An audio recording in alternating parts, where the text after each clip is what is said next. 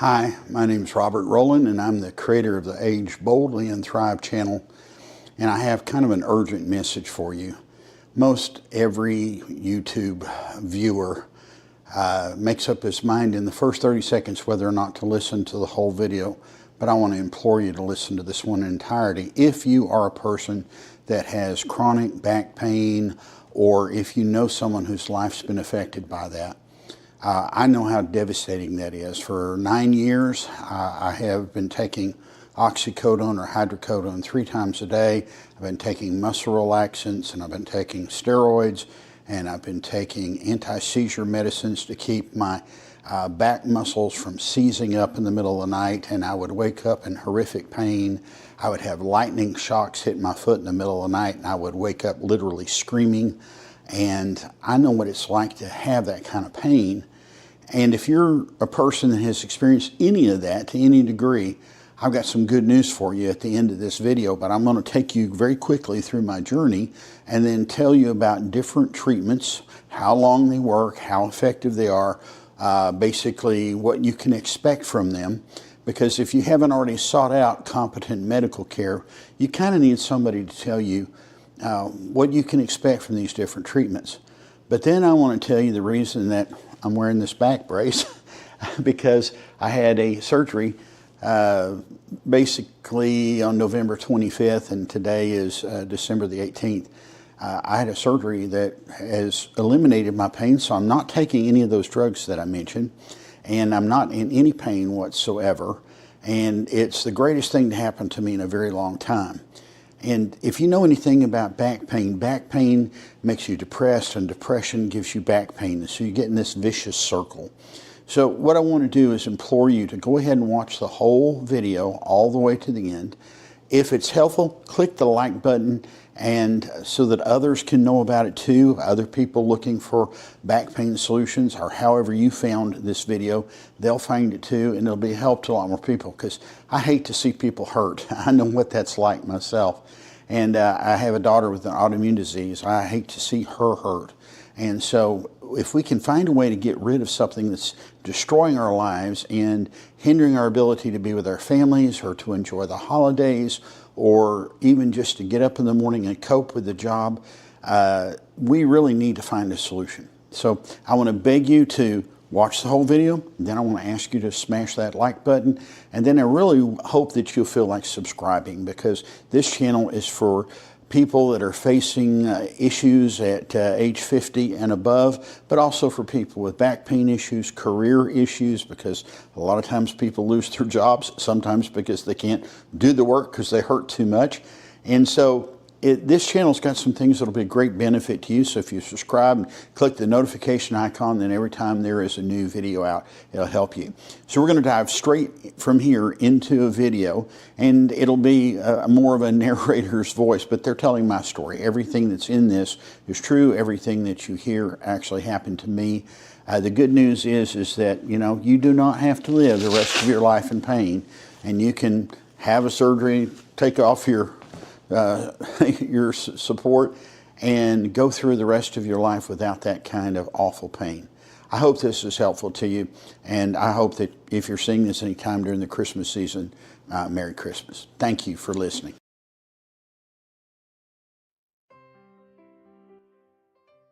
I'm finally free of back pain. Here's my story of injury, surgery, constant pain, and what finally helped. Back surgery. Chapter 1. All of us have something that happens to our bodies during the course of growing up. It might start with a fall off the slide at the playground, or it could be flying off the handles of a dirt bike and landing up against an East Texas pine tree. In my case, I think my back pain began when I was 13 years old, and I had skipped a grade in school. I was concerned about being the shortest kid in my high school class, but in the 3 months between junior high and high school, I grew 7¼ inches and began having my first real growth pains. But let me fast forward to a couple of traumatic incidents that I think changed my life. In 2013, I went out to a longhorn cattle ranch owned by my mother's boyfriend. My mother had been a widow for a number of years and found a wonderful man who seemed like he became part of our family. His granddaughter kept her horse there. He was a retired racehorse whose name was Joe Eat My Dust. She graciously put the correct horse saddle and all of its tack on the back of Joe, As she did this, she made the comment, "Now this horse just decides to like some people and hate others in the first few seconds of meeting them." That was really my first warning, which I ignored. Then, when I went to mount the horse, I discovered that the stirrups were too high and needed to be let out. I dismounted, and while I was loosening the straps to lower the stirrups, the horse tried to bite me several times. That was my second warning, which I also ignored. Then I got on the horse and just walked him around the front yard of the farmhouse so he and I could get used to each other. Things seemed to be going pretty well. But then the granddaughter gave me another bit of information. This horse has a very sensitive mouth, and just the slightest touch on the bit will cause him to react. He can stop on a dime. That was my third warning, which I somehow also managed to ignore. I got on Joe and started to head out to the 110-acre pasture, thinking that I just wanted to get this horse in a nice gallop because there are few things as satisfying as the smooth ride on the back of a horse in a full gallop. The problem is that horses do not instantly go to gallop. First they walk, then they trot, and then you get to the awkward stage between trotting and galloping called the canter. If you're going to ride horses, then you need to know how to do a process called posting, which is going up and down in the proper rhythm with the canter so that you aren't coming down on the saddle as it is coming up to you, but that you move together in the same direction. For most novice horse riders, the canter is the most difficult part of the ride because it requires the ability of the rider to match the rhythm of the horse. Now, I knew how to manage the canter, but this was a different kind of horse, one that had been on the racetrack. So Joe the horse got to a canter about 30 seconds before I expected him to do so, and I became an out-of-control passenger riding on his back. In order to regain control, I did the logical thing, which was to pull back on the bit and say, "Whoa, horse." True to his owner's earlier statements, Joe did in fact stop on a dime. You can either use your imagination here or ask Isaac Newton what happened next. The horse stopped, but I did not do so. My body was quickly in motion, making a flip in midair and landing flat on my back on East Texas iron-hard dirt that had not seen rain in 3 months. For those of you in the back or who are a little slow, I landed on concrete. I will add one more detail to this story. On that day, I happened to be carrying a pistol. It is often good in the woods of East Texas to have some manner of shooting any copperhead snakes that take a dislike to you. In all my life, I have never carried a firearm in the small of my back except for this one day. So when I landed flat on my back, the 9mm pistol made an extra impression just above my tailbone. The horse's owner came up and gave me that line about the best thing to do when you fall off a horse is to get right back on. Fortunately, at this point, I ended the pattern of my ignoring warning signals and decided there was no way I was climbing back on that horse considering how bad my back hurt that day. I ended up borrowing a wheelchair to get about for the rest of the day and was, in fact, in that same wheelchair 2 days later when my oldest daughter got engaged to her husband. It took a while, but in 18 to 24 months, I started having severe pain going down my right leg through the sciatic nerve. I went to the chiropractor multiple times.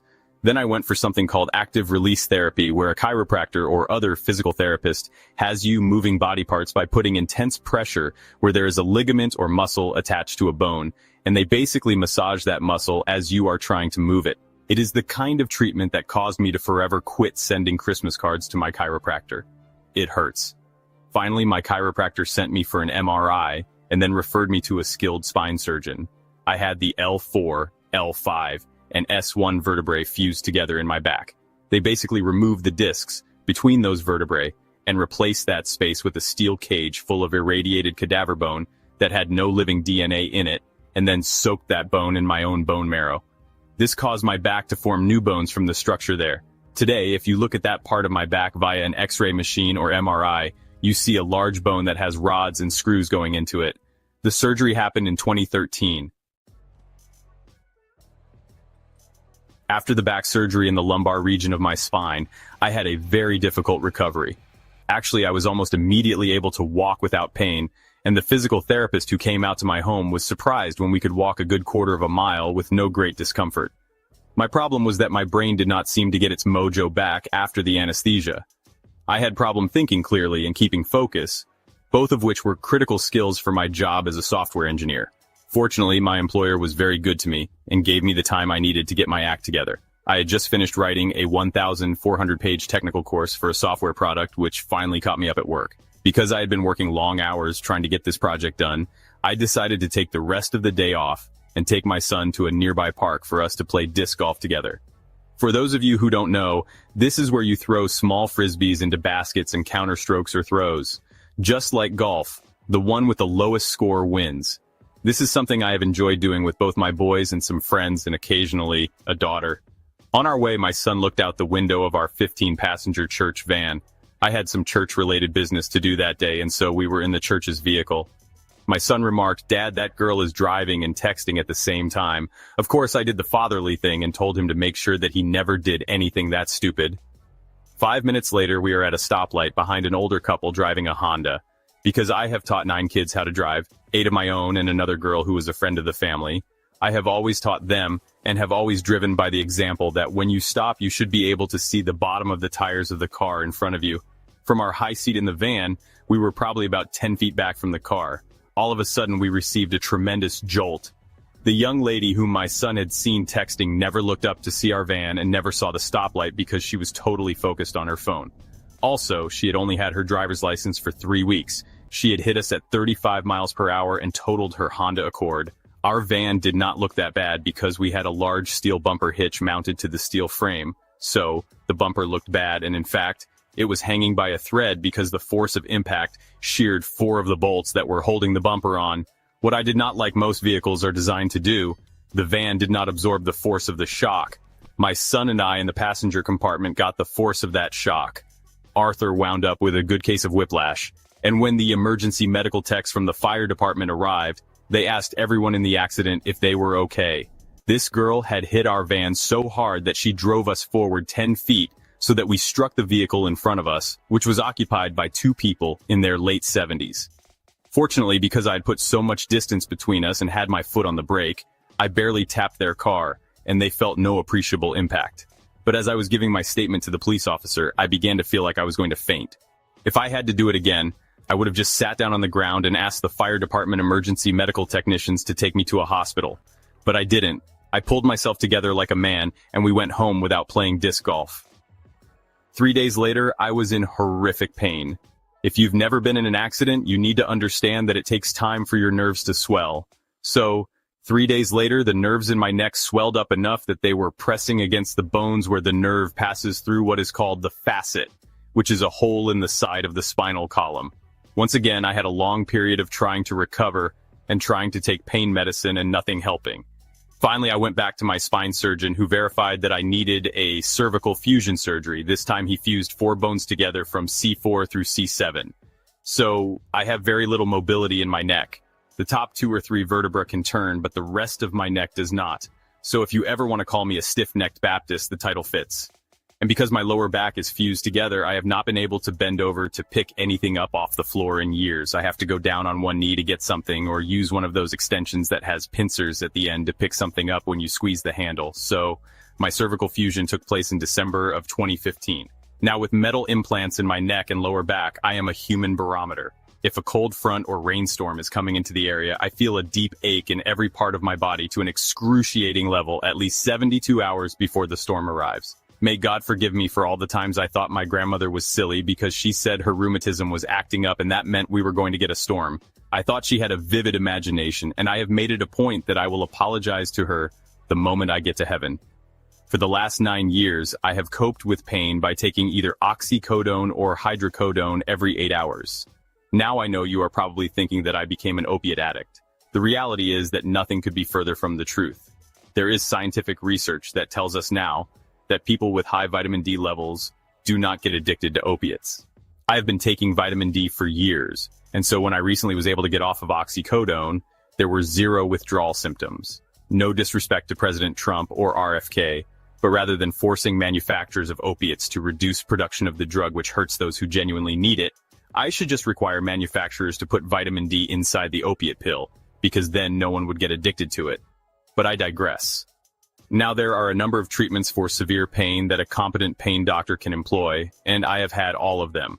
Over time, spondylosis or arthritis developed in my lumbar section so that bone would rub against the nerve, and I had pain that would shoot down my legs. Now most of the time I coped with the dull pain made somewhat better by the oxycodone, but often I would wake up in the middle of the night with what felt like a lightning bolt hitting my foot, and I would literally come up out of bed screaming because it was a 12 pain rating on a scale of 10. The only useful treatment was to go to the pain doctor every 5 months and lie on the surgical table and have him numb my back with lidocaine.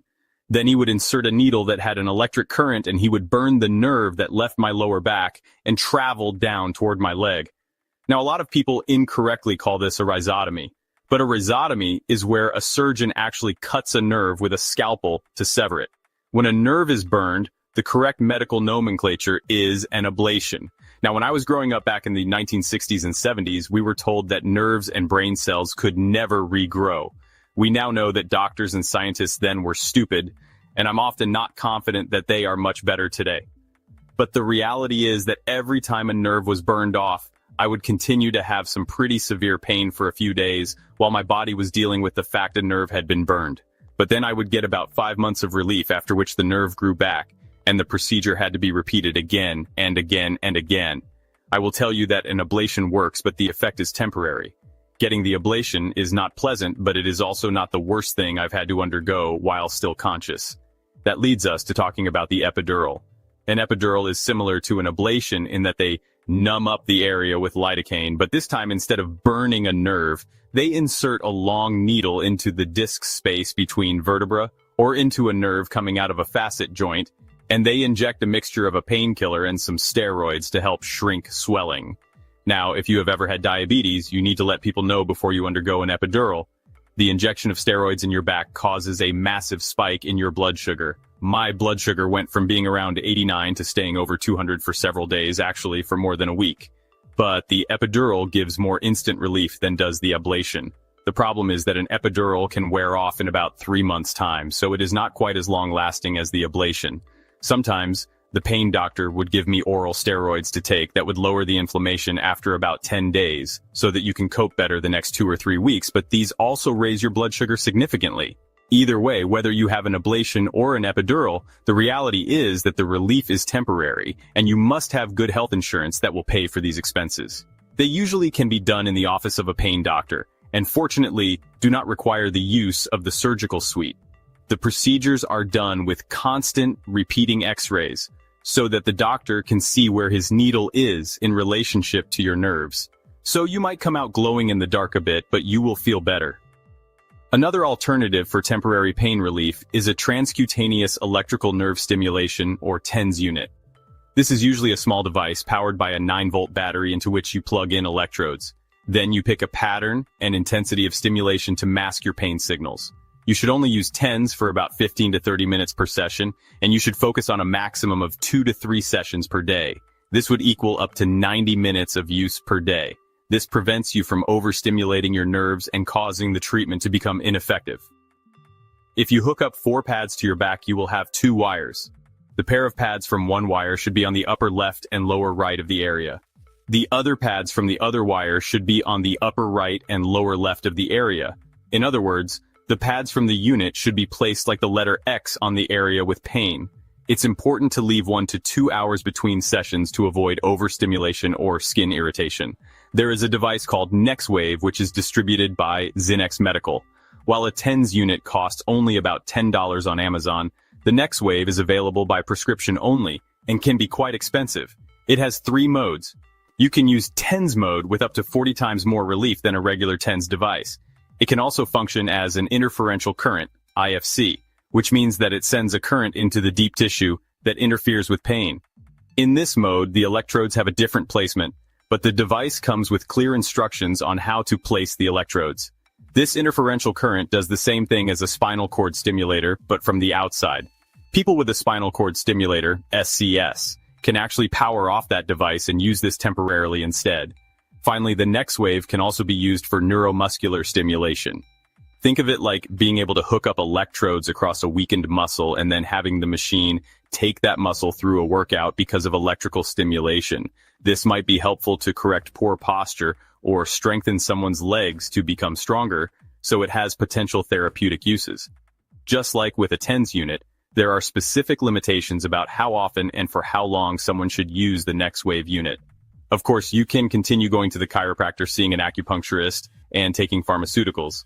I got to where I also had to take amitriptyline, which is an anti-seizure medicine. I wasn't having seizures, but the medicine helped prevent my muscles from going into spasm all night long. Typically, when I get out of bed every morning, I would walk like Cro-Magnon man, hunched over until I got about 10 steps in, and progressively stood a little more upright with each step. This is because my hamstrings and my glutes and my lower back muscles were all in a tug of war with each other. In fact, with the last epidural I had, the doctor said that when he inserted the needle in my back, that he could just watch it vibrate because my muscles were in severe spasm at that moment. I don't know what causes your back pain or how long you have suffered from it, but I will tell you that there is a close association with prolonged back pain and clinical depression. The back pain makes the depression worse, and the depression makes the back pain worse. Then you get into this vicious circle that never ends. At some point, some intervention must be taken to stop the cycle of pain and give you time to recover mentally. I would encourage you to find a good pain doctor to work with while you are going through these difficult times. Now, let me fast forward to some good news. My pain doctor ordered a study called a nerve conduction test. You go see a specialist in the area of nerve conduction, and he hooks electrodes up to various parts of your feet and back. Then he stimulates certain electrodes with current and watches the reaction on a meter to understand which nerves are most likely causing the pain that you have. This is often a prerequisite to installing a spinal cord stimulator, which I'll talk about in just a moment. I finally got an appointment for a procedure called MILD, which stands for minimally invasive lumbar decompression. In this procedure, the surgeon removes thickened ligament tissue that constricts the spinal canal. An MRI revealed that I had 2 ligaments in my lumbar region that were pressing directly on the spinal cord and causing me great pain. The treatment for this condition is to insert a tool through the back that looks like a little chopper and chew away at the thickened ligament that is pressing on your spinal cord. The ligament then stretches and relaxes, and the person feels significantly better within hours after surgery because the ligament is no longer causing that pain. This surgery is one that gives a long-lasting benefit of 8 to 10 years because ligaments grow back very slowly. I was excited about the surgery until the surgical clinic called and said that my insurance would not approve the procedure. My insurance company termed this procedure investigational. That was ridiculous. It has an 85% success rate, so how do you call anything with that much success investigational? Patients report reduced pain and quick recovery. I later found out that Blue Cross Blue Shield is one of the only insurance companies that will not pay for this procedure. I could write an entire article about the fact that insurance companies rather than doctors determine what kind of medicine is available to you. I actually asked the surgical center how much it would cost if I just paid for that surgery myself, but was then informed that I could probably buy a nice sports car with the same amount of cash. Then my doctor suggested another alternative, which was a spinal cord stimulator. I had heard about this, but here is something that is very valuable for you to know. The vast majority of stimulators operate at a frequency of about 50 hertz. For those of you in the back of the room, hertz is a number of cycles per second. It is a frequency, and you can just think of it as 50 signals per second. This is akin to a vibrator, or maybe a better example would be a TINS unit. Essentially, they produce a tingling sensation that becomes white noise that distracts your body from the pain signals trying to come up your spine.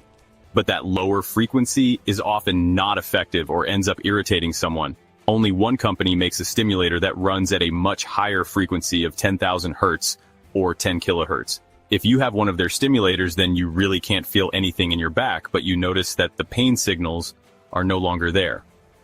It occurs to me that I might have lost some people with this talk of frequency, so let me put it in terms we can all understand.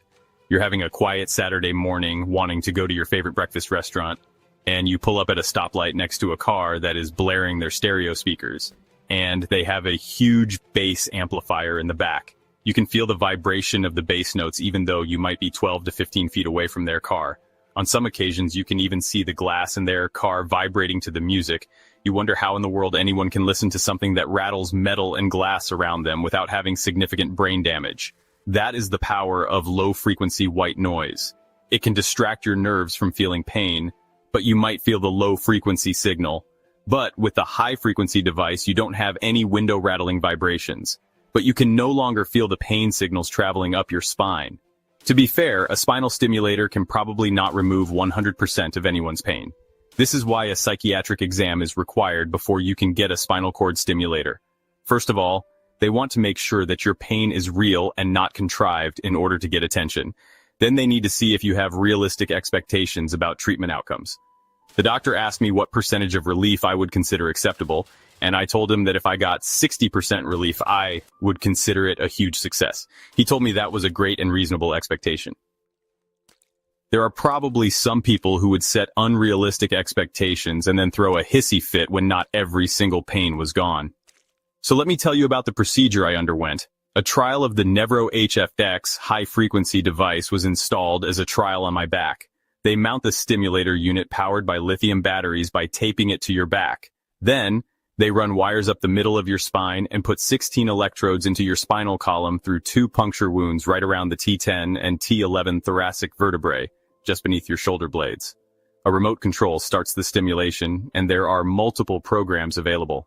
When I had this trial device, I was able to go for 2 weeks without taking any kind of painkiller, and I was greatly encouraged.